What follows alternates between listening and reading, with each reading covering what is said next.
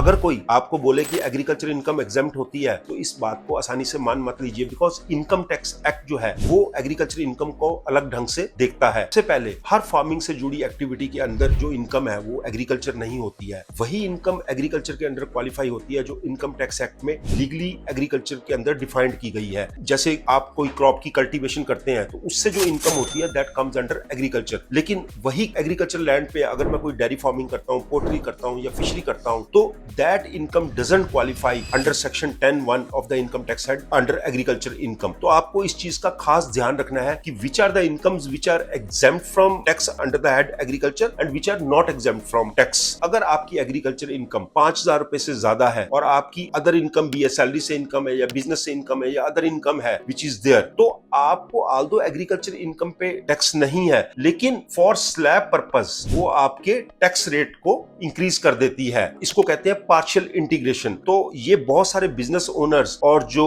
Salaried person होते हैं वो इस चीज को मिस कर देते हैं। इसलिए खेत से पैसा आए और टैक्स फ्री इनकम दोनों एक ही बात नहीं है। बिजनेस की नेचर, सोर्स और उसकी लीगल एस्पेक्ट को समझना बहुत इंपॉर्टेंट है। For more informative videos like this you can follow us on our page.